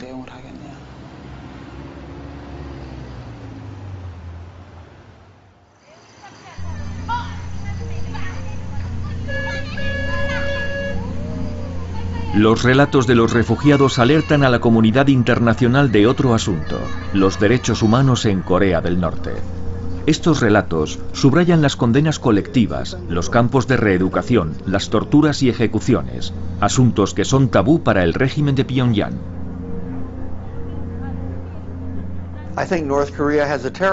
Creo que Corea del Norte tiene un historial espantoso en el campo de los derechos humanos. Todo el mundo me pregunta por qué sigo yendo allí, por qué sigo manteniendo relaciones con esa gente tan horrible, con todas las cosas que están haciendo en sus campos de reeducación. Y yo les contesto que no estoy disculpando ninguna de esas cosas. Soy totalmente consciente de lo que está pasando. Pero lo que yo me pregunto es cómo se consigue que cambien las cosas. Y sé por experiencia que el cambio se produce más rápido cuando un país se da cuenta de que le interesa cambiar. Un cambio impuesto desde fuera no sería un factor estabilizador, sería un factor desestabilizador.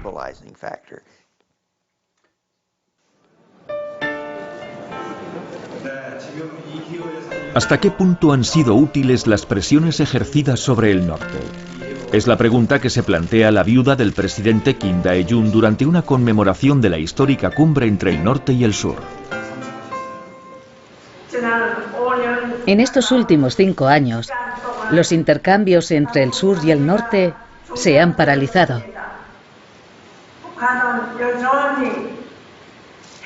Corea del Norte prosigue su desarrollo nuclear y plantea una amenaza a los países vecinos. Mientras tanto, China se ha ido acercando más a Corea del Norte. Estos últimos 5 años han sido perdidos para las relaciones intercoreanas.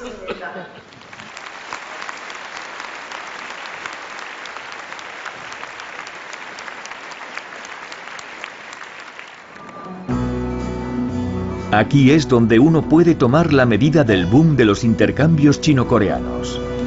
Dandong, una pequeña ciudad china en la frontera con Corea del Norte. En la orilla de los ríos Yalu y Tumen, ciudades y empresas están creciendo como setas. Corea del Norte abunda en materias primas como el hierro, el magnesio, el cobre o el oro, cada vez más explotadas por China y Rusia. Ya están en funcionamiento 2 zonas económicas chino-coreanas, mientras otras están en construcción, así como un nuevo puente gigante. En el espacio de unos años los intercambios entre los dos países se han triplicado. ¿Pero pueden estar equilibradas las relaciones entre dos países de tamaños tan diferentes? Corea del Norte está en una situación ideal. Comparte cientos de kilómetros de frontera con la nación económica más vasta y dinámica del mundo, y encima con un salario medio más bajo en el caso de Corea del Norte que en el de China. Es como que te toque la lotería. De seguir mamando de la teta china, Corea del Norte podría convertirse en una verdadera potencia. En Dandong, este monumento recuerda la ayuda china durante la Guerra de Corea. No lejos está el puente por el que transitan las mercancías del norte, el arroz y el trigo, pero sobre todo el petróleo, que no está sometido a las sanciones comerciales. Los ordenadores y los televisores de pantalla plana son lo que más interesa a la población del norte, que ya empieza a tener algo de dinero. Los DVDs chinos y surcoreanos en venta clandestina son ventanas abiertas al mundo exterior.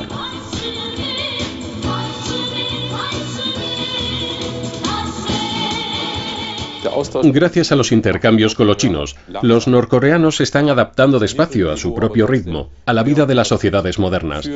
Cuando los norcoreanos hayan terminado de adaptarse, la relación de poder entre el norte y el sur será mucho menos desigual que la que existía en su día entre Alemania del Oeste y Alemania del Este.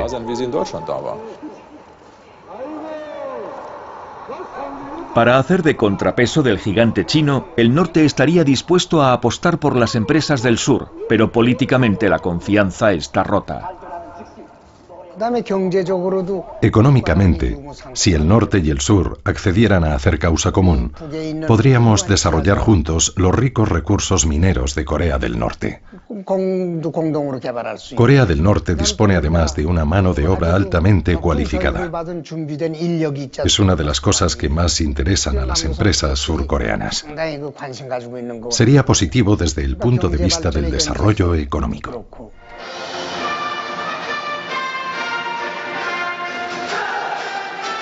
Los grandiosos espectáculos de masas hablan de la reunificación. Además, escenifican al ejército, la columna vertebral del régimen que sigue absorbiendo una cuarta parte de los ingresos, a los aliados chinos y a los nuevos consumidores, a los que ahora conviene satisfacer.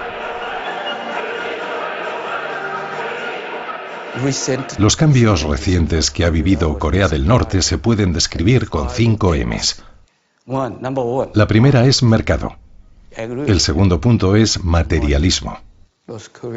Corea del Norte se ha vuelto loca por el dinero como un país capitalista más. El tercer y cuarto punto son móviles y motores. Hoy hay muchos más automóviles que hace 60 años. Y por último, y creo que este es el punto más importante, está la mentalidad. Corea del Norte ha cambiado de mentalidad.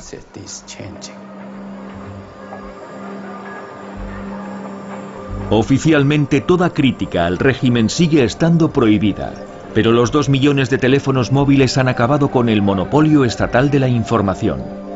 En las zonas rurales las bicicletas son cada vez más numerosas y los niños están mejor vestidos, aunque una cuarta parte de ellos estén malnutridos, según el Programa Mundial de Alimentos.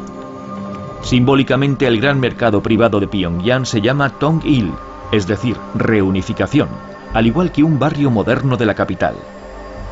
Pero a día de hoy la autopista que va de Pyongyang a Seúl sigue estando desesperadamente vacía y la zona desmilitarizada infranqueable.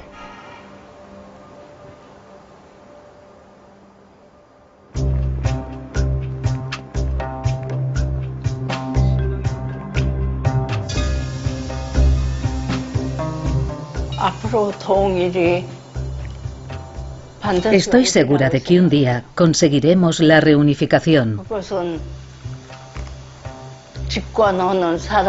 El cambio depende de la voluntad de los que tienen el poder.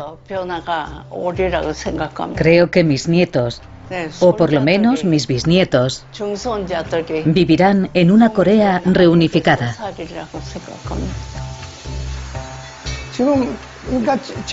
Durante toda mi vida solo he conocido este estado de armisticio. Hasta hoy no hemos conocido una paz duradera. Es un proceso demasiado lento. Si fuera posible, me gustaría que la reunificación se hiciese mientras vivo, no en la generación de mis nietos. Si adoptamos un enfoque demasiado solemne y serio para la reunificación, tan solo vamos a conseguir dificultar todavía más el proceso. Pero si consideramos la reunificación como una fuente de alegría y de felicidad, será un proceso más rápido y más fácil.